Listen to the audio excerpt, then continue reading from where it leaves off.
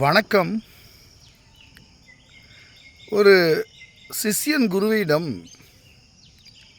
எனது பிறப்பிற்கு யார் காரணம் என்ற ஒரு கேள்வியை கேட்கிறார். அதாவது, இந்த உலகத்திலே ஜீவராசிகள் பிறந்திருக்கின்றனவே, இந்த பிறப்பிற்கு யார் காரணம் என்பதனாய் அந்த கேள்வி அமைகிறது.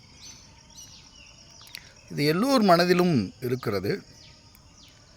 எல்லாருமே இதற்கு பதில் சொல்வதற்கு முயற்சிக்கிறார்கள். பல்வேறுபட்ட பதில்களும் வெளியிலிருந்து வருகிறது. எனது தாய் தந்தையார் எனது பிறப்பிற்கு காரணமா, அல்லது நான் எனது பிறப்பிற்கு காரணமா, அல்லது இறைவன் எனது பிறப்பிற்கு காரணமா என்பதனால் இந்த கேள்வி அமைகிறது. அப்பொழுது குரு அவருக்கு அந்த விடையை சொல்லுகிறார். எனது உடல் இந்த பூமியிலே வருவதற்கு எனது தாய் தந்தையர் காரணமாகி போகிறார்கள். எனது உள்ளம் வருவதற்கு நான் காரணமாக இருக்கிறேன். எனது உயிர் இந்த உடலிலே பிரகாசமாக இருப்பதற்கு இறைவன் காரணமாக இருக்கிறார்.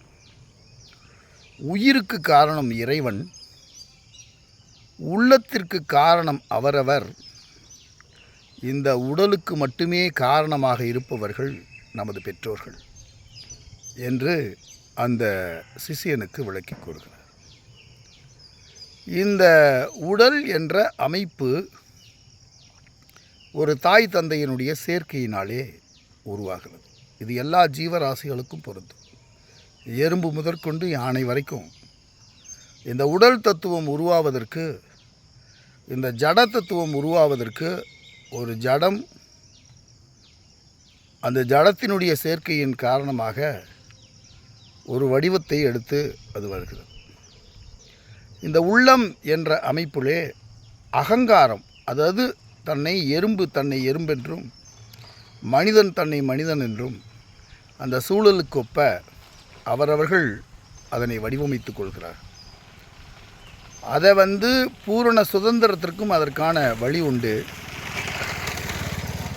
விதியின் கோட்பாட்டின்படி கட்டுண்டு கிடப்பதற்கும் அதற்கான வழி இருக்கிறது. இந்த உயிர் என்ற பிரகாசம், அதை தான் வள்ளலார் அருட்பிரகாசம் என்று சொல்லுகிறார். அதாவது அந்த அருட்பெரும் ஜோதியை வள்ளலார் எங்கே தரிசித்தார் என்ற ஒரு கேள்வியை எழுப்பிக்கொண்டு அதற்கு விடை காண முயலும்போது, ஜோதி என்றாலே வெளியிலே எங்கேயோ இருப்பது போல்தான் நமக்கு தோன்றுகிறது. ஒரு ஜோதியை எங்கு தரிசித்தார் என்றால், ஜோதியை உயிராகவே தரிசித்தார்.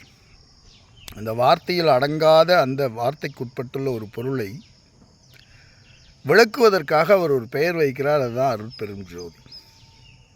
தனக்குள்ளே இருக்கின்ற அந்த ஜோதி இருக்கிற வரைக்கும் இந்த உடலானது, இந்த உணர்வானது ஆடுது, ஓடுது, பாடுது. அந்த ஜோதி அணைந்து விட்டால் இந்த ஜவத்தை தூக்கி அடக்கம் செய்து விடுகிறோம். அந்த ஜோதி தான் இறைவன். அதற்குள்ளே நான் என்ற அகங்காரத்தினால் நம்முடைய செயல்பாடுகள் அனைத்தும் என்னால் உருவாக்கப்பட்டவை. எனது உள்ளம், எனது கர்மா எல்லாமே என்னால் உருவாக்கப்பட்டவை. எனது உடல் என்ற ஒன்றுக்கு மட்டுமே இந்த பெற்றோர்கள் காரணமாகிறார்கள். எனவே அவர்களுக்கு நாம் சிதை மூட்டுகிறோம். நமக்கு நம்ம சந்ததியினர் சிதை மூட்டுகிறார்கள். அவர்கள் இது மாதிரி தான் இந்த உடல் தத்துவம், உள்ள தத்துவம், இந்த உயிர் தத்துவம் அமையப்பெற்றிருக்கிறது.